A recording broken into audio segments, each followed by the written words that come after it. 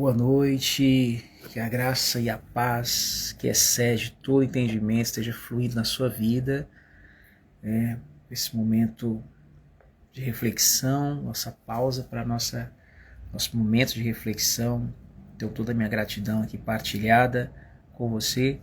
Nesse momento eu agradeço. Hoje o nosso texto e contexto, Nosso texto e contexto. Minha gratidão por estarmos aqui nesse momento onde nossas forças se renovam, A graça da vida, a dádiva da vida, nossas forças venham estar se renovando hoje, mais uma vez nessa jornada de fé, nessa caminhada. Então, toda a honra e toda a glória seja dada ao nosso Deus Todo-Poderoso. Então, só tenho, na verdade, a agradecer por essa oportunidade, de a gente estarmos aqui partilhando dessa dádiva, toda semana, todo final de semana, a gente tem tido esse momento, para a gente colocar nossas reflexões em dias, Se bem que na semana também, aqui e acolá aparece uma reflexão, um insight, e a gente posta aqui nos vídeos curtinhos, mas também tem algo para nós. Então, agradecer por isso, gente, pelas dádivas, pela bênção da vida, por esse, eu chamaria de amor, Esse amor transcendente, esse amor transcendental que vai além da lógica, vai além de tudo que nos foi imposto, que nos foi ensinado, É algo que transcende, por isso que é necessário desaprender para aprender de novo, Desaprender para aprender. É o novo nascimento, Nascer de novo. Você precisa nascer para poder compreender novamente toda essa questão, toda essa jornada, nessa caminhada, esse processo é um processo, Então nós vamos vivendo e aprendendo todo esse processo, sabe? Tem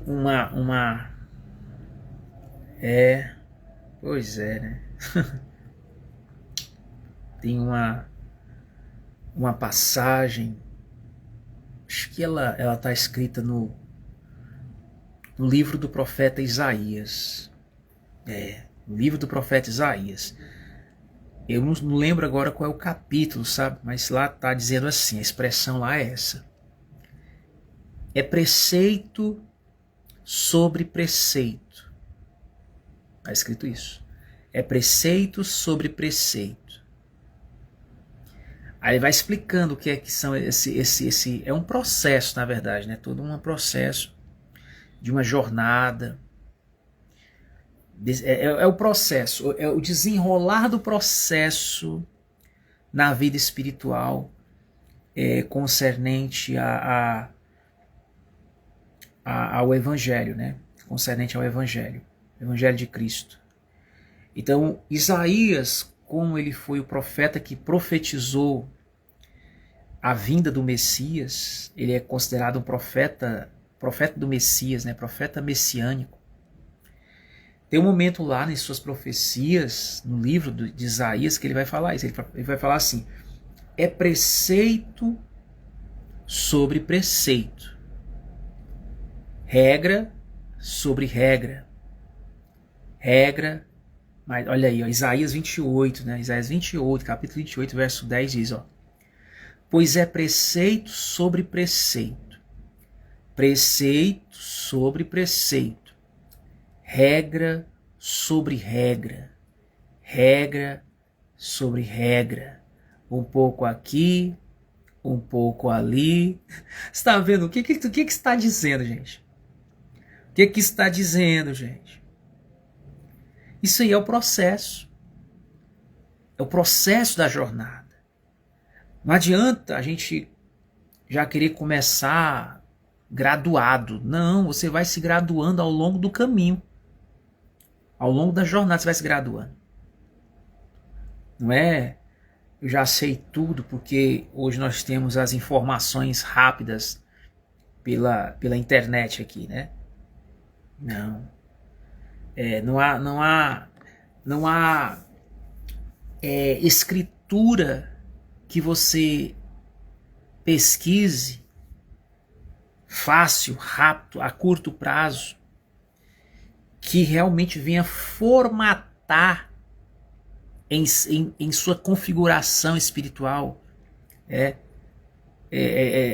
isso vamos dizer assim, de maneira instantânea, né? Não é assim, é um processo.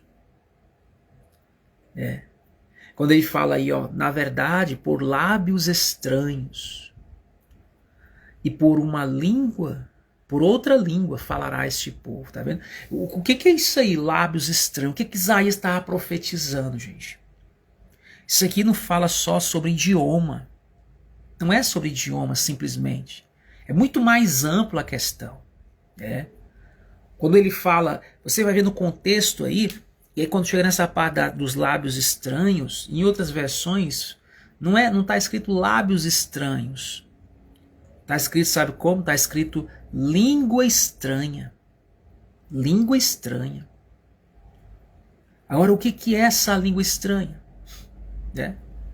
A gente já ouviu falar o que é a língua estranha, só que hoje é tão banal a coisa, banalizou tanto que às vezes você nem quer isso.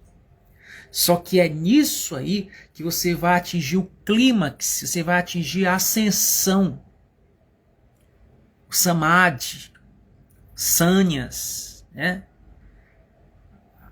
A glorificação, a iluminação, o despertar. E quando você chegar no despertar, depois de todo esse processo, você descansa. Você entra no descanso. Você chega no sábado, né? O descanso. Esse é o nível da coisa. Esse é o nível. Quando você descansa, aí você não vai mais se inquietar em debates intermináveis, em debates fúteis, debates que não geram nada que venha acrescentar a espiritualidade. Debates que só geram banalidade. Debates infindáveis, intermináveis. Não é isso. Nosso chamado não é esse. Nosso chamado é para entrar no descanso. Descanso da fé. Descanso da espiritualidade. Mas até isso, até chegar nesse descanso, teremos que passar por preceitos e mais preceitos. Regras e mais regras. Regras sobre regra. Um pouco aqui. E olha o que ele fala, é um pouco. Não é tudo de uma vez, é um pouco. Gradativamente, pausadamente, né? É um pouco. Pouquinho aqui, pouquinho ali, pouquinho aqui, pouquinho ali. E assim a gente vai desenvolvendo a estatura saudável do espírito. Desenvolvendo o varão perfeito, né, como está escrito essa expressão. Até então, temos aí o processo, gente, para a gente passar por ele. A escola da vida. E as oportunidades são dadas. O sábio se aproveita da oportunidade. O tolo não. O tolo é aquela coisa, né, gente? O tolo já está dizendo o nome, é tolo. O tolo, ele é tolo em todo lugar, em toda situação, ele é tolo. O tempo todo o tolo teima em ser tolo. O tolo, ele é viciado em ser tolo, ele tem obsessão na tolice. Sem a tolice ele não se sente bem, né? Não se sente útil. A utilidade do tolo é ser tolo. Se ele está sendo tolo, ele tá cumprindo o seu ofício, seu papel, né? Agora o sábio não. O sábio, ele quer aprender. Ele quer aprender com os preceitos. Até com as regras. Ele quer. Um pouquinho aqui, um pouquinho ali. Ele quer. Até chegar ao ponto dele ouvir os lábios estranhos. estranhos, o idioma celeste, o idioma que vibra em outras frequências. Oh! E ele vai ouvindo. Ele vai ouvindo a interpretação daquele idioma. E quando ele consegue captar a revelação, ele entende que a revelação, a tradução é: entra no descanso.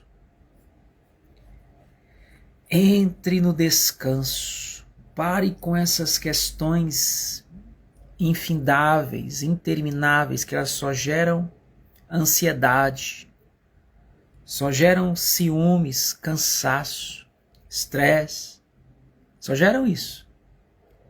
Velhice precoce, né? Enfermidades psicológicas, só geram isso. A vibração vibra nessa frequência. Mas quando você se abranda por lábios estranhos, quando você experimenta os preceitos do Espírito, um pouco aqui, um pouquinho ali, quando você se permite ao processo, aí você vai experimentar o que é ser transformado de glória em glória. Você vai experimentando isso. Quando não é o nosso querer, quando não é o que eu acho, quando não é a minha vontade, o meu ego, o meu jeito, mas o jeito dele.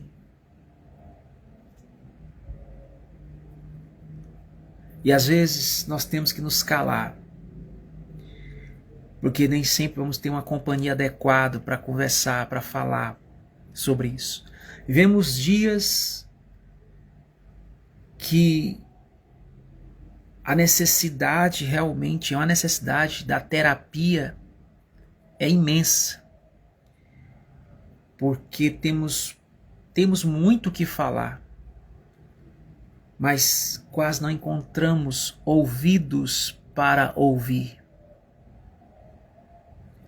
Ouvidos que não sejam ouvidos acusatórios. Existem ouvidos impróprios para ouvir nossas confissões, para ouvir nossa verdade.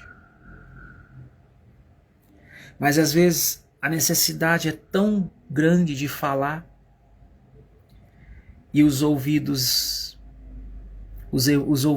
espirituais são tão raros de encontrar que nossas confissões terminam chegando aos ouvidos de que não era para chegar, ouvidos impróprios. Ouvidos impróprios não podem ouvir assuntos impróprios, não podem.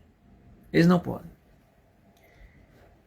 Só ouvidos apurados, só ouvidos espirituais. Quem tem ouvidos, ouça o que o Espírito diz.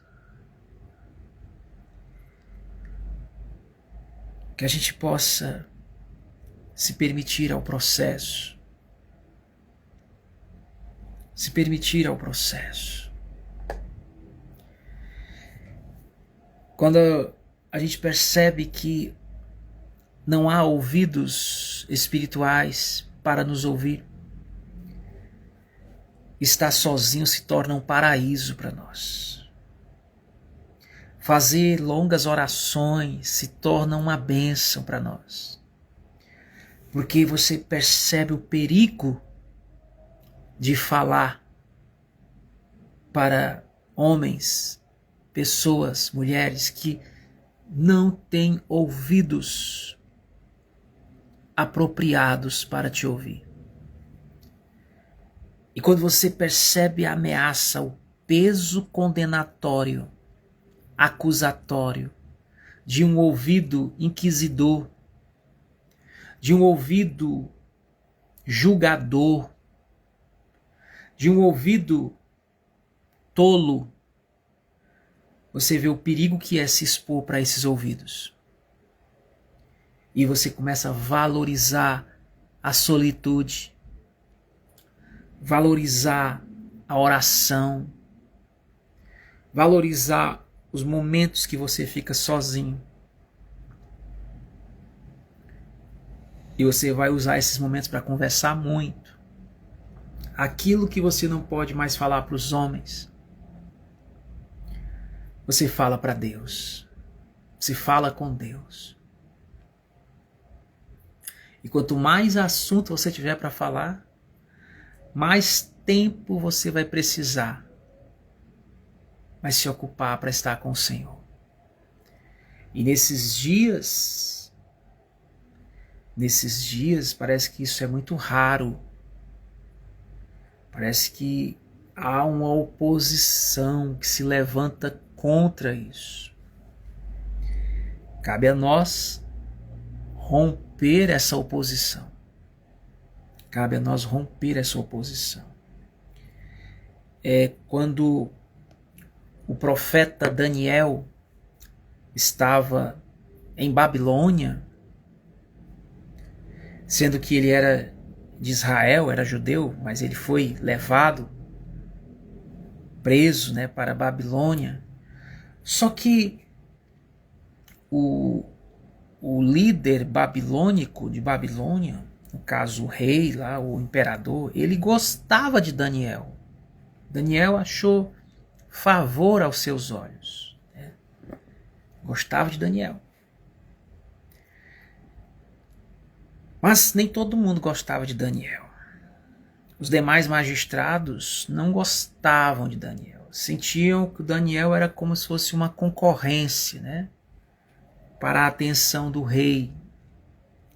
E muito mais porque Daniel não era da pátria de Babilônia. Não era. Daniel veio de Israel, dos judeus. Então tinha toda essa resistência contra Daniel. E contra também o Deus de Daniel. E ainda mais porque mesmo Daniel estando em Babilônia, ele não esqueceu do seu Deus, não esqueceu de cultivar a sua vida espiritual com Deus. Não esqueceu, ele continuava. Ele sabia que o processo do Espírito na vida dele não tinha acabado. Ele era um profeta de Deus. Ele falava, assim diz o Senhor. Então ele sabia que não tinha acabado. Mesmo ele morando em Babilônia. Então o que é que o Daniel fez? Ele continuou se permitindo ao processo do Espírito. Os preceitos do Espírito. Mas o que aconteceu? Ele estava rodeado de pessoas com ouvidos inapropriados. Pessoas que julgavam muito mal a pessoa de Daniel. Julgavam mal Daniel. Eles condenavam tudo no Daniel, toda a pessoa do Daniel, toda a conduta dele. Porque o homem espiritual, ele é reprovado pelos carnais. Ele é reprovado. Mas e aí, o que fazer? Daniel continuou. E Daniel percebia que não podia confiar naqueles homens, que não podia conversar com eles. Daniel foi percebendo que a coisa era tão séria, lá onde ele estava, que ele colocou no coração de jejuar. Começou a jejuar e começou também a mudar a sua dieta. Ele pediu para o cozinheiro que colocasse só salada para ele, só legumes. Ele não ia comer as carnes que eles comiam lá nos banquetes de Babilônia. Só legumes. Então ele começou a estabelecer essa dieta que fazia parte do processo, do preceito, da regra. A dieta da jornada espiritual. Mesmo ele morando aonde? Ele morando em Babilônia. Mesmo ele morando em Babilônia, ele fez isso. E aí diz lá que o rapaz lá o cozinheiro-chefe começou a separar lá legumes para ele, né? E disse que mesmo ele comendo legumes, a nutrição que ele estabeleceu naquela dieta deixou ele muito com um aspecto, um semblante bem melhor, bem mais nutrido do que os demais que comiam as iguarias do rei, né, nos banquetes babilônicos. Então ficou tudo bem, se ele estava bem, ele manteve, né, se alimentando dessa forma, ele teve essa liberdade para isso. Só que o processo continuou, como vocês viram, é preceito mais preceito, regra sobre regra, então continuou o processo acontecendo, continua acontecendo o processo. E aí chegou o momento que os magistrados daquele lugar que se incomodavam com ele, que não entendiam aquele aspecto daquele homem, que ele fazia diferença. Ele era alguém que tinha uma conexão com uma esfera espiritual. Então aqueles homens começaram a observar ele, não porque estavam sendo atraídos, porque gostavam dele, amavam ele, mas porque detestavam ele. E queriam encontrar um meio de acusá-lo, de condená-lo, de recriminá-lo, sabe? De cancelar Daniel. Então o que eles fizeram? Eles bolaram um plano, se reuniram, vamos fazer uma com esse cara. Vamos observar o comportamento deles. E aí eles perceberam que ele começou a olhar. Ele era judeu, estava em Babilônia. Ele começou a olhar que não tinha quase ninguém ali. O que ele mais conversava era com o rei. Mas não tinha quase ninguém para que ele pudesse abrir o coração. Para ter com a partilha espiritual. Para conversar, inclusive, sobre questões até humanas. Não tinha ninguém ali que ele pudesse fazer uma sessão terapêutica. Não tinha. Então o que Daniel fazia? Daniel começou a dar continuidade ao que ele vivia lá na terra dele. O que era? Ele tinha um hábito de fazer orações 3 vezes ao dia. Ele orava 3 vezes ao dia. Então, como ele estava em Babilônia, lá tinha um quartinho que ele entrava, que ele ficava no quartinho, e uma janela aberta em direção a Jerusalém. E disse que ele chegava ali, dobrava o joelho, levantava as mãos em direção a Jerusalém. E ali ele fazia suas orações 3 vezes ao dia. Então, esses homens observaram isso. E como lá em Babilônia eles eram politeístas, eles adoravam vários deuses, eles estabeleceram ali um edito com o rei, levaram para o rei assinar, convenceram o rei nem olhou direito, foi lá, assinou. Um decreto que durante 1 mês não pudesse fazer nenhuma petição, nenhuma adoração, nenhum culto, nenhuma oração a outro Deus que não fosse o Deus lá deles, lá de Babilônia, né? Que não fosse ao rei. O próprio rei era visto como um Deus, né? E aí o rei assinou o decreto. Tá certo, foi convencido pelos magistrados, tá certo. E aí eles fizeram isso com essa intenção maléfica de pegar Daniel, porque eles estavam com ódio de Daniel. E muito mais porque eles sabiam que o rei gostava de Daniel. E o Daniel não tinha ninguém para abrir o coração, para conversar. O que o Daniel fez? O que ele fez foi o que eu falei para nós fazermos. Quando ele percebeu que tinham feito esse decreto, e ele viu que não tinha ninguém para abrir o coração, para conversar sobre suas questões, ele continuou suas orações, foi orar. Ele foi contar para quem? Ele foi estabelecer o BO dele para quem? O boletim de ocorrência dele para quem? Não foi para os homens. Porque ele sabia que fazer BO esperando nos homens era uma expectativa frustrante. Era uma questão perdida. A confiança dele estava no seu Deus. Estava na sua espiritualidade, foi o que ele fez. Ele foi dobrar o joelho lá no quartinho lá e ficou lá, orando. Mesmo ele sabendo que havia um decreto que condenava a pessoa que fizesse isso durante 30 dias. Ele fez, ficou lá orando. Mas o que é interessante é que quando ele foi fazer o seu ato lá, o seu ato espiritual, os invejosos, os perseguidores foram lá, não para orar, mas para curiar. Para ver se ele ia orar sabendo que tinha uma proibição. E quando eles viram, e eles já sabiam que o Daniel ia fazer, ia quebrar o protocolo. Quebrar essa regra ele quebrou. Ele não quebrava a regra dele espiritual com o seu Deus. Mas com essas questões deste mundo corporativo ele quebrou. E ele sabia que aquilo ali era uma imposição contra ele, era para oprimi-lo. Eles queriam ter um meio de pegar, porque Daniel era irrepreensível. Não havia questão contra Daniel que se levantasse para acusá-lo, não havia isso.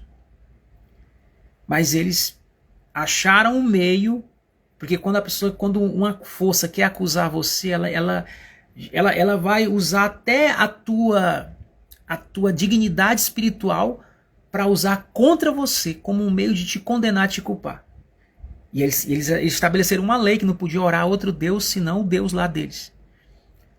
E Daniel continuou na sua dieta espiritual, preceito e mais preceito, regra sobre regra, um pouco aqui, e ele lá, de manhã um pouquinho, à tarde um pouquinho, à noite, 3 vezes ao dia ele fazia isso. 3 vezes ao dia. E quando eles viram isso, que ele fez, eles foram contar para o rei. Rei, tem um aí dos súditos que quebraram a regra. Quebraram suas regras. O senhor disse que o senhor assinou um decreto que durante 30 dias ninguém pode clamar a outro Deus que não seja o nosso Deus. E tem lá aquele escravo que o senhor trouxe, lá dos judeus, o tal lá de Daniel. Ele tinha até um nome lá, Babilônia, que botaram nele, não lembro agora. E aí o Daniel, ele quebrou a regra. E o rei, agora a lei é irrevogável, o senhor não pode voltar atrás. O senhor também não pode passar a mão na cabeça do Daniel porque o senhor gosta dele, não. Você tem que cumprir a regra, a lei é para todos. Quebrou a regra, quebrou a lei, vai sofrer a penalidade. E o rei não pôde fazer nada, o rei. Manda chamar aqui o Daniel. Aí, ô Daniel, rapaz, você foi quebrar a regra, rapaz. E o Daniel, eu estava falando com meu Deus. Não tem com quem falar aqui. Mas aí os homens viram aqui você falando com o seu Deus. Eu assinei uma lei que não pode. 30 dias. Não posso esperar 30 dias, querido. Eu tenho que falar com ele todo dia, de manhã, de tarde, um pouquinho aqui. Eu tenho que falar com ele. Eu tinha muita coisa para falar para ele. Até porque eu estou sendo perseguido. Eu não tenho com quem contar. Beltesazar. Era o nome dele, né? Beltesazar. Pois é. E aí, engraçado que o nome Daniel significa o Senhor é a minha justiça, né? O Senhor é a minha justiça. Então ele pegou...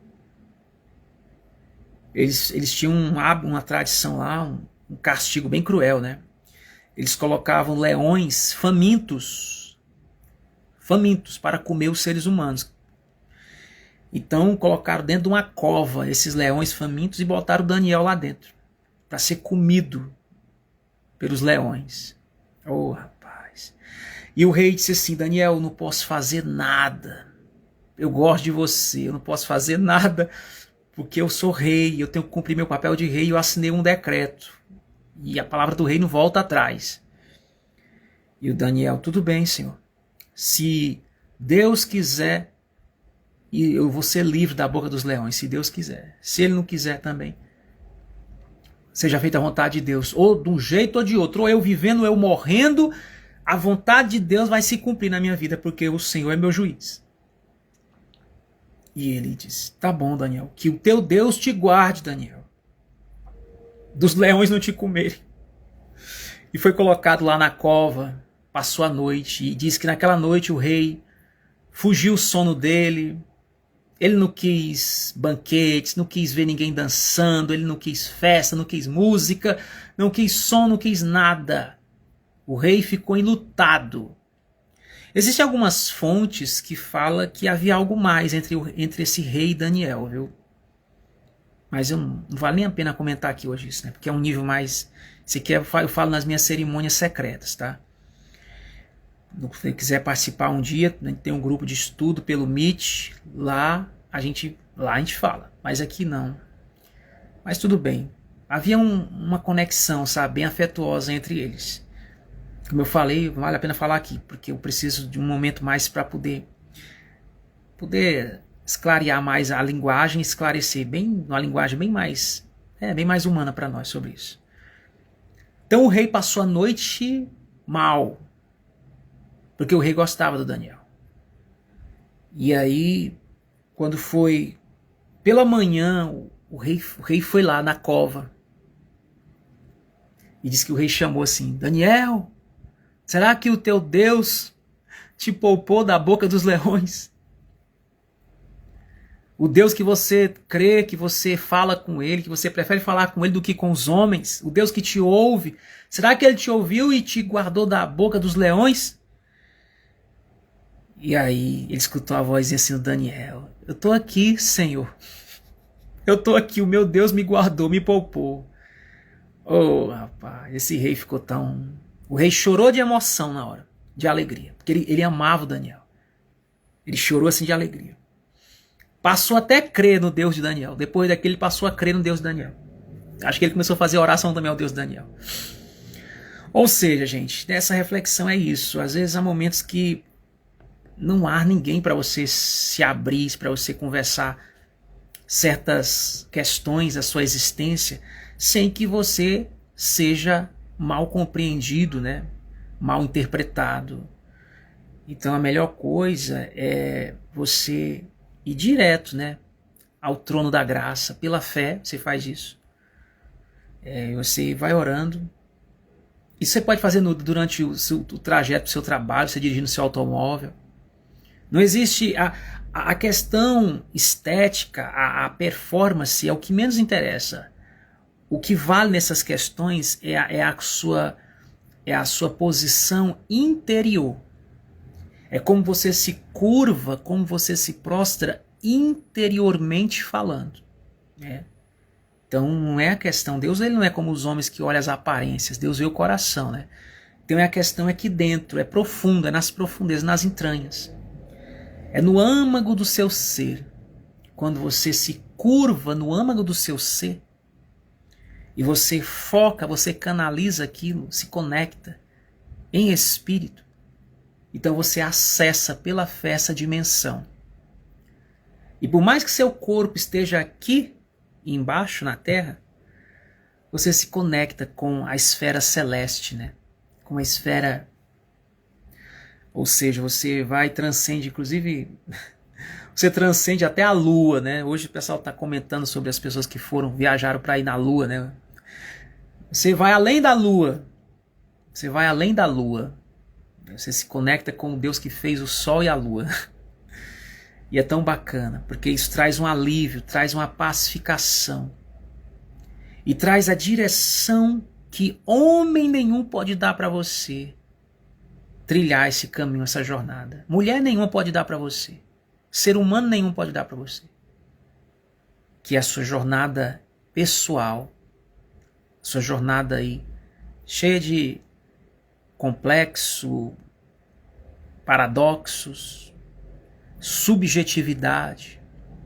Portanto, não cabe aqui uma resposta pronta, uma resposta rápida. É preciso trilhar o caminho. E esse caminho, essa jornada é um processo. Preceito sobre preceito, preceito e mais preceito, regra sobre regra, regra e mais regra, um pouco aqui, um pouco ali. E você vai desenvolvendo, você vai expandindo a sua consciência. Quando isso acontece, aí sim você pode dizer que você está evoluindo. Você está transcendendo.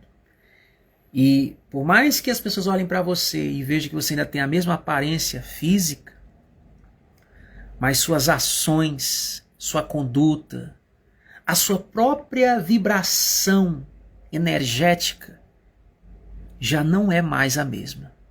Já não é. E aqueles que são mais sensitíveis, aqueles que são mais empatas, aqueles que têm pelo menos um pouquinho de discernimento, de intuição, eles começam a sentir isso em vocês, começam a perceber. Eles percebem. A pessoa está diferente. Essa pessoa está imprevisível. Ela mudou.